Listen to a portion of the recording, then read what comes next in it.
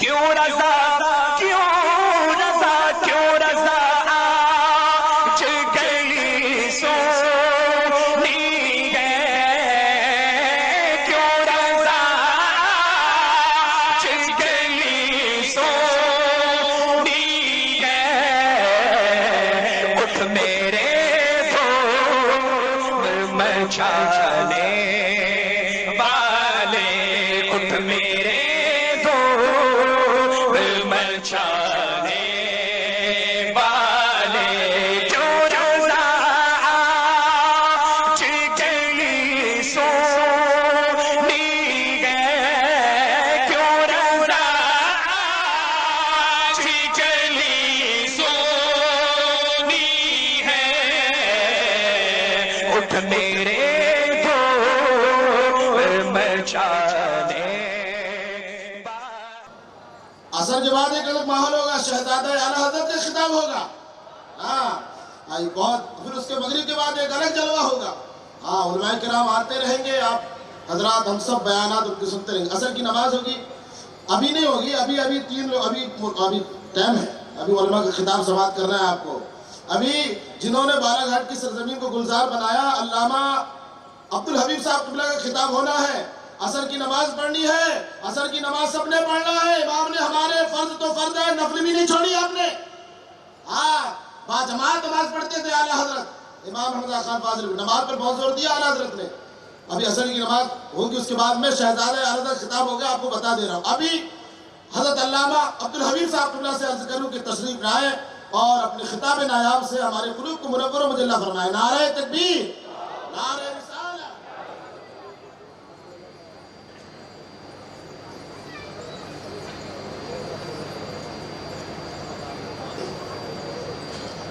ممبر نور پہ جلوہ فرما علماء احترام معزز سامعین، السلام علیکم ورحمۃ اللہ وبرکاتہ۔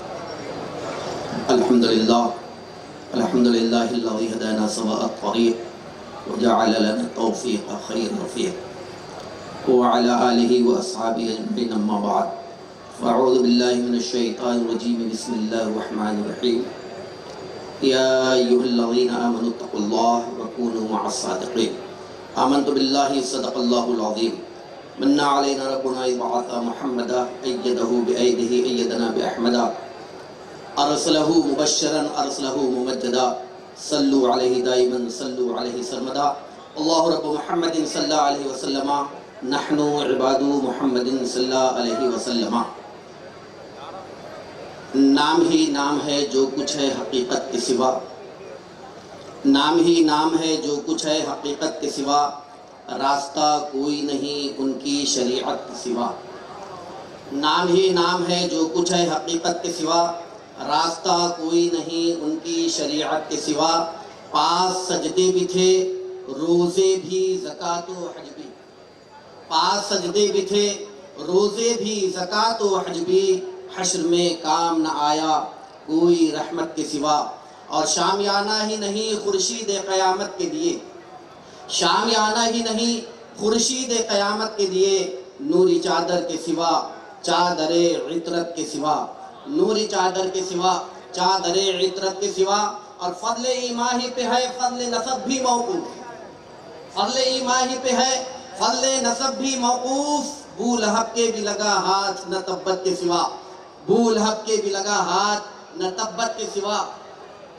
اور مرتبہ حضرت صدیق کا ہے یہ سید، مرتبہ حضرت صدیق کا ہے یہ سید، ہر فضیلت کے وہ جامع ہے نبوت کے سوا۔ پورا مجمع ایک ساتھ درود پاک پڑھ لیں، اللہم صلی علی سیدنا مولانا محمد طب القلوب ادوائیہا وعافیت الابدان وشفائیہا ونور الابصار وضیائیہا وبارک وسلم صلاۃ و سلاما علیکہ یا سیدی یا حبیبی یا رسول اللہ۔ معزز حضرات، آج کا یہ عظیم دوسرا عالمی 60 سالہ عرس اعلیٰ حضرت، جس میں ہم اور آپ شرکت کی سعادتیں حاصل کر رہے ہیں، اور چند لمحات کے لیے مجھ کو بھی حکم ہوا ہے، اور تقریر کیا بلکہ یوں سمجھیے کہ عرس اعلیٰ حضرت کی جو بوچھار اور یہاں بارش ہو رہی ہے اس کی چند بوندیں لینے کے لیے اور اس سے مستفید ہونے کے لیے حاضر آ گیا ہوں۔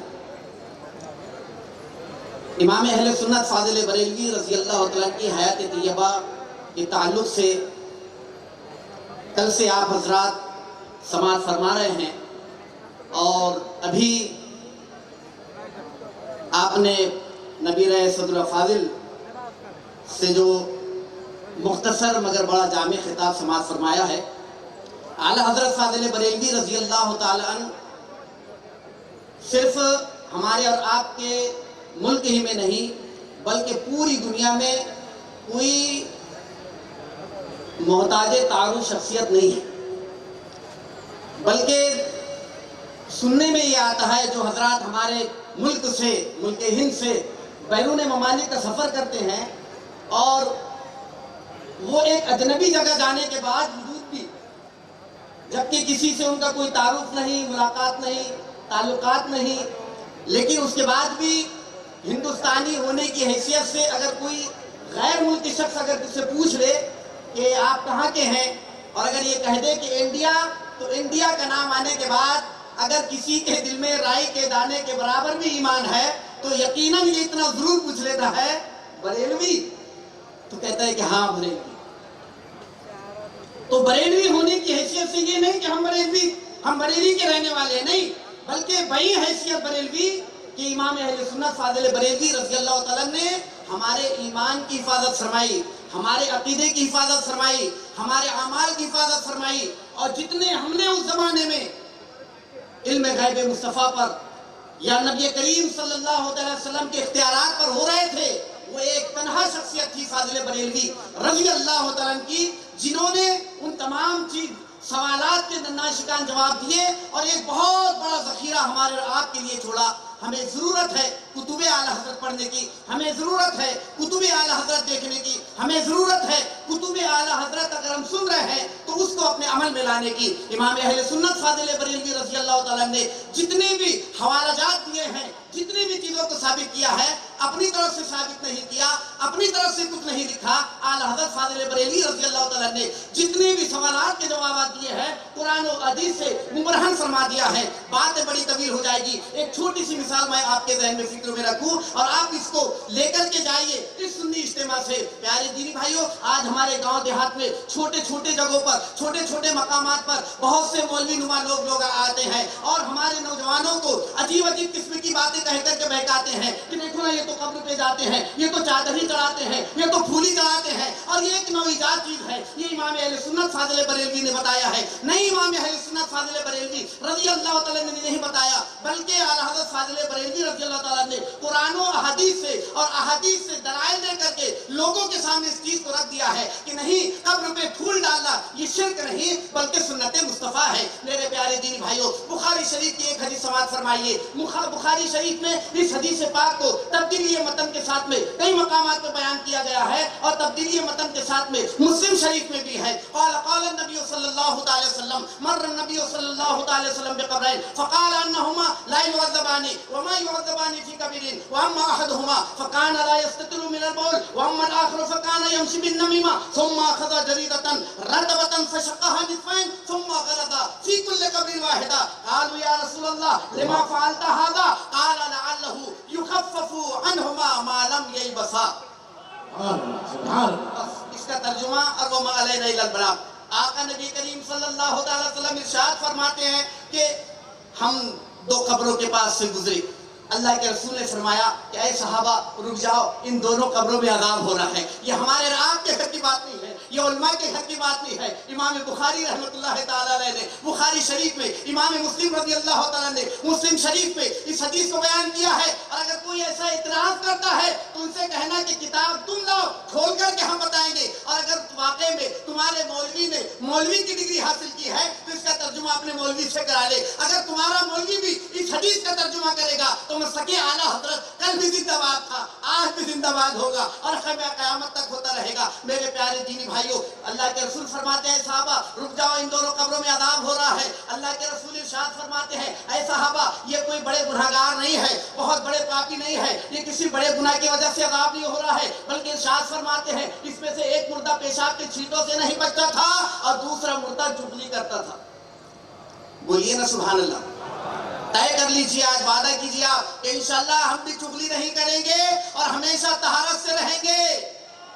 جی طہارت کے پیشاب کے چھینٹوں کے نہ بچنے کی وجہ سے عذاب قبر ہو رہا ہے، اور اس میں سے دوسرا مردہ جو ہے یہ چغلی کیا کرتا تھا۔ اللہ کے رسول صلی اللہ علیہ وسلم نے فرمایا وہ سامنے ایک پیڑ ہے، جاؤ اسے ایک ہری ٹہنی توڑ کر کے لے آؤ۔ ایک صحابی دوڑتے ہوئے گئے، پیڑ کی ایک ہری ٹہنی توڑ کر کے لائی، اللہ کے رسول کے دست اقدس میں دیا۔ اللہ کے رسول ارشاد فرماتے ہیں فشقها نصفین، اللہ کے رسول نے اس کے دو ٹکڑے کیے، ایک ٹکڑا ایک قبر پہ گاڑ دیا، دوسرا ٹکڑا دوسری قبر پہ گاڑ دیا۔ صحابہ اکرام کو بڑا تعجب ہوا، آخر جب دونوں مردوں پر عذاب ہو رہا ہے، ان دونوں پر عذاب ہو رہا ہے، تو آخر ان کے لیے اور کوئی ذکر نہیں کیا گیا؟ اللہ کے رسول نے ایسے کیوں فرمایا؟ سوال کیا صحابہ نے، یا رسول اللہ لما فعلت ھذا، اے اللہ کے رسول آپ نے ایسا کیوں فرمایا ہے؟ جب ایک مردے پر عذاب یہاں ہو رہا ہے، دوسرے مردے کو بھی یہاں عذاب ہو رہا ہے، تو آپ نے ایسا کیوں فرمایا؟ اللہ کے رسول ارشاد فرماتے ہیں اے صحابہ، ہر ہری اور ہر گیلی ہر تر چیز اللہ کا ذکر کرتی ہے، اور جب تک کہ یہ پتیاں، جب تک کہ یہ پھول، اور جب تک کہ یہ ٹہنیاں ہری اور گیلی اور تر رہے گی، یہ قبر پر اللہ کا ذکر کرے گی، اور جب تک کہ اللہ کا ذکر قبر پر ہوتا رہے گا، ان کے عذاب قبر میں تخفیف، کنسیشن، کٹوتی اور کمی واقع ہو جائے گی۔ پتا کیا چلا؟ ہر ہری اور گیلی اور تر چیز قبر پر رکھنے سے عذاب قبر میں تخفیف ہوتی ہے۔ اب کسی شخص کے دل کا چور یہ نہ بولے کہ غوث اعظم کے قبر انور پر پھول چڑھاتے ہیں، خواجہ غریب نواز کے قبر انور پر پھول چڑھاتے ہیں، تاج الاولیاء کے قبر انور پر پھول چڑھاتے ہیں، مخدوم سمنانی کے قبر انور پر پھول چڑھاتے ہیں، امام اہل سنت کے قبر پر پھول چڑھاتے ہیں، امام عشق و محبت کے قبر پر پھول چڑھاتے ہیں، حضور مفتی اعظم ہند کی قبر پر پھول چڑھاتے ہیں، اور ان تمام بزرگان دین کی قبروں پر پھول چڑھاتے ہیں۔ گویا کہ عذاب قبر ہو رہا ہے۔ نہیں، متقی پرہیزگار کی قبر پر پھول چڑھانے سے درجات میں بلندی ہوتی ہے، اور گنہگار کی قبر پر پھول چڑھانے سے عذاب قبر میں تخفیف ہوتی ہے۔ یہی ہے مسلک اعلیٰ حضرت۔ مسلک اعلیٰ حضرت کوئی نیا مسلک نہیں ہے، امام اہل سنت کوئی نئے امام نہیں ہے۔ بہت سے لوگ بولتے ہیں ارے صاحب یہ پانچواں مسلک کہاں سے آ گیا؟ پانچواں مسلک نہیں آیا، چار ہی مسلک تھے، چار ہی ہے، چار ہی رہیں گے، لیکن ان چاروں مسلکوں کے نچوڑ کا نام مسلک اعلیٰ حضرت ہے۔ میں اکثر مثال دیا کرتا ہوں، جہاں سے حنفی، مالکی، شافعی، حنبلی یہ چاروں روڈ جس چوراہے پر آ کر کے رکتے ہیں، اسی چوراہے کو مسلک اعلیٰ حضرت کہتے ہیں۔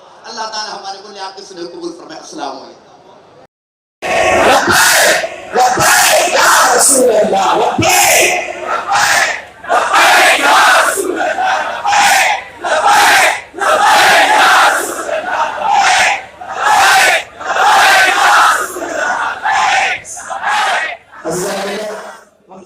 کام وہ لے لیجئے تم کو جو راضی کرے، کام وہ لے لیجئے تم کو جو راضی کرے، اب کام وہ لے لیجئے، کام وہ لے لیجئے تم کو جو راضی کرے، تم کو جو راضی کرے، ٹھیک ہونا میرا ساتھ تم پہ کروڑوں درود، ٹھیک ہونا میرا ساتھ تم پہ کروڑوں